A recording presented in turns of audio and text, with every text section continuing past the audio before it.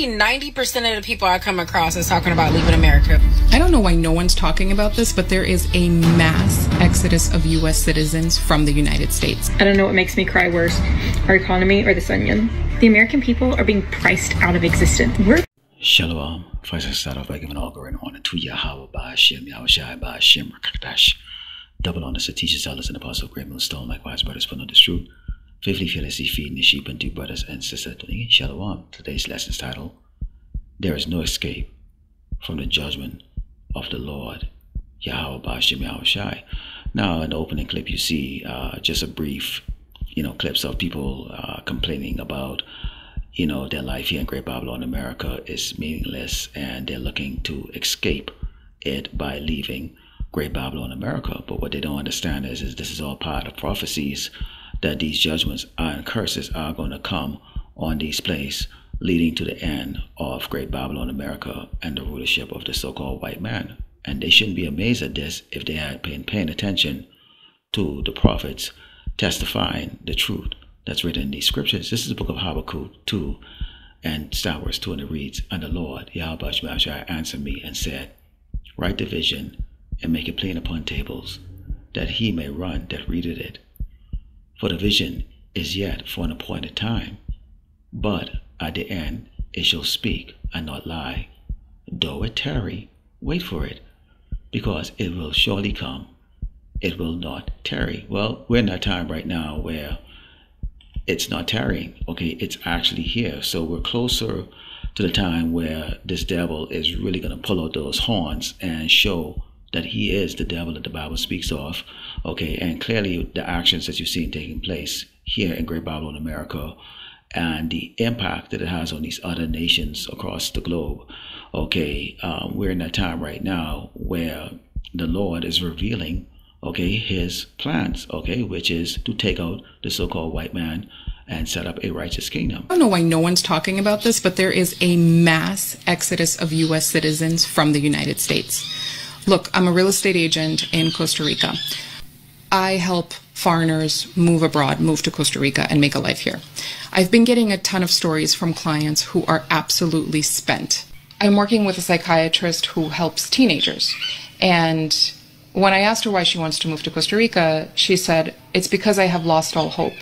Okay, this is Ecclesiastes 3, and start verse 1. It reads, To everything there is a season, and a time to every purpose under the heaven, a time to be born, and a time to die, a time to plant, and a time to pluck up that which is planted, a time to kill, and a time to heal, a time to break down, and a time to build up, a time to weep, and a time to laugh, a time to mourn, and a time to dance. And right now, we're in a time of great mourning, but at the same time, we're in a time of being built up. And who's being built up? The chosen ones, the 1/3 elect of Yasharallah, the house of David is being built up, while the house of Esau, is being brought down, and you have many of the people here in Great Babylon, America, including our 2/3, with the mentality that some way, somehow,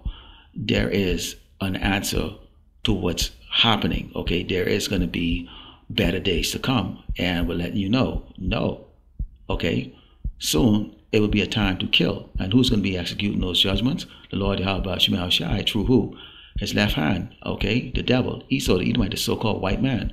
This man is not, in the mindset of building. He's only in the mindset of destroying. My husband and I were sitting on the porch this morning and we were just discussing the culture in the United States and how there's always this undercurrent of violence and hostility, and it's everywhere all the time, and you feel very vulnerable to it. And sometimes you don't really even know you're feeling it, but it's there. And I asked him, when you go to a movie theater, do you assess who's in the room and who might be a threat and who might be hiding something in their coat, and what you would do if they just stood up and started shooting? How are you going to get out of the room? How are you going to keep our boys safe? And he's like, yeah, I do. And I said, I do too. We never talked about that openly. And we both agreed, we do it all the time.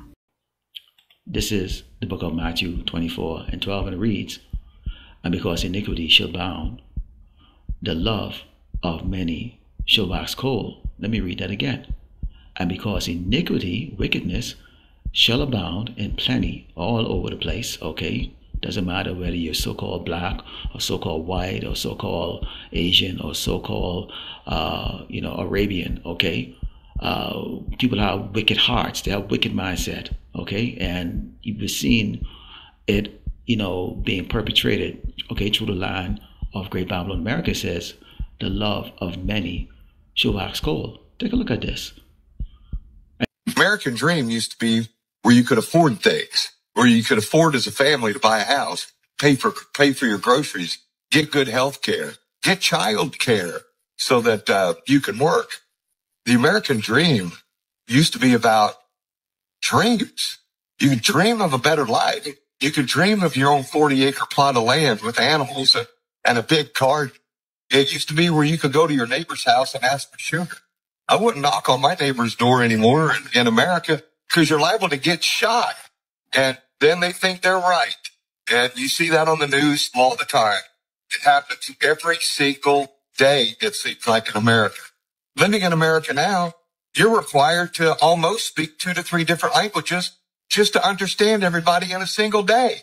And you see, people can't even go and knock on each other's door. There's no neighborly love. There's no brotherly love except amongst the hopefully elect of Yasharallah. Okay, there's no sisterly love except among the hopefully elect of Yasharallah.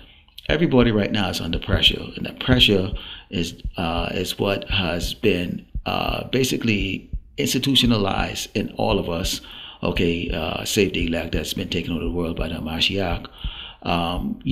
To prosper, or to build better, okay, to meet the status quo. And right now, people are not meeting that. They're losing what little they had.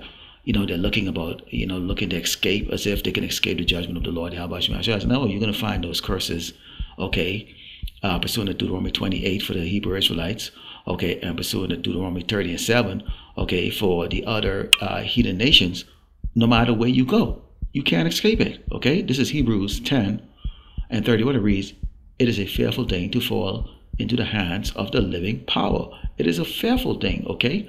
And this is what's taking place right now is, okay, they say, every dog has its day. It's time to pay, okay, for what you have sold, okay? And this is what these people are not getting, okay? There is no solution when you get on a plane and leave and go overseas, or you run back across the border, okay? Because you're in your mind, you still have the mindset and the heart and the spirit of the Babylonians or the Egyptians, okay? The people that live here in Great Babylon, America, that remember the days of, doing great and everything was good. You could be as wicked as you want. You could do whatever you want. And you see the mirth, okay, is now not there anymore. It is, with the exception of a few people that may be living it up still, or they're pretending like they are, okay, you can see that there is an air of despair, okay, all around us, okay? This is Proverbs 11, verse 20 reads,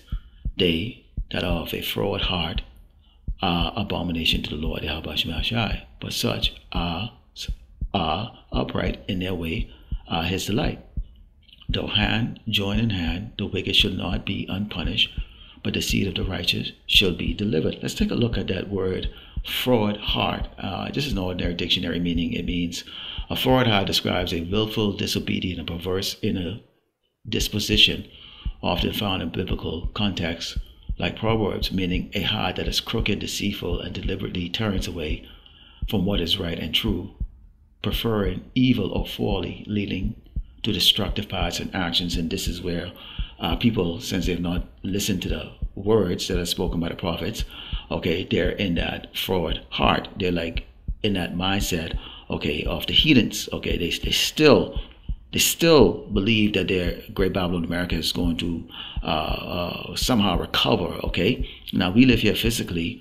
We still pay our bills. We still have to walk amongst people. We still have to work amongst them, communicate with them. But our mind is very different, okay? This is why when you go into Micah 2 and 10, it reads, arise, ye, and depart, for this is not your rest, because it is polluted. It shall destroy you, even with a sure destruction. Nearly 90% of the people I come across is talking about leaving America, whether it's in real life or online. So many people are talking about leaving America. Even people who are white, straight, male, female, like who are a little bit less affected by what's going on, are talking about leaving America. Like, people are so uncomfortable. So many people want to leave this country. Never in a million years would I have thought that this would be a thing. Like, I've been talking about leaving America for like the last 1 or 2 years, but like in the last few months, like there are people in droves wanting to leave America. I personally want to leave because the stress of everything going on is just too much, and why have to deal with that if I don't have to? But I'm curious, like, why is everybody else leaving? You know, all that marching for what? What did it accomplish, Jake? Okay. You know, it bought some time. You know, you might feel good about yourself. You know, they might pretend that they changed some law or whatever, cases like that. You know, but for every law that they change that's in the favor of the Hebrew Israelite, you know, they added about 100 laws that, okay, create snares, okay, loopholes against the laws that they created that was meant for the benefits of the people, okay? And we seeing right now, okay, this place is really falling into hopelessness and despair, okay? So this is not our place of rest. It's a time for us to get the hell out of here, okay? Let's close over the book of Isaiah 55 and start verse 6, and it reads, "Seek ye the Lord while he may be found, call ye upon him while he is near. Let the wicked forsake his way, and the unrighteous man his thoughts." Okay? We have to be like that. We have to move out from the old ways that we were. We shouldn't be tricked anymore by the words that's coming out of this devil's mouth about make America great again. Okay, I'm going to give you, you know, this check and that check, you know, reduce taxes here, reduce taxes there, you know, set up food banks all over the place like that. You know, he's doing all of these things, you know, putting you to sleep, keeping you in a trusting state of wickedness, okay, rather than you turning to righteousness, okay, and repenting, okay. Let me read this actually in a New King James Version. It says, "Seek ye the Lord, Yahweh Shemashai, while he may be found. Call upon him while he is near. Let the wicked forsake his way, and the unrighteous man his thoughts." Okay, and let me go into the New International Version. It says, "Seek the Lord, Yahweh Shemashai, while he may be found. Call on him while he is near. Let the wicked forsake their ways, and the unrighteous their thought." All saying the exact same thing. Basically what? Repent, listen, take heed. All right? So there is no escape. And from the judgment of the Lord, Yahweh Shemashai, it's already been written. The people who are the chosen ones already been chosen. And those who are going to suffer destruction, you know, and hardship and the plagues that is going to be coming upon this place, you're going to get it. And there's no escape out of the hands of the Lord, Yahweh Shemashai. So Lord, will indeed, like I said, the Father, that goes for giving all glory and honor to Yahweh Ba'ashem, Yahweh Shai Ba'ashem, Shalom.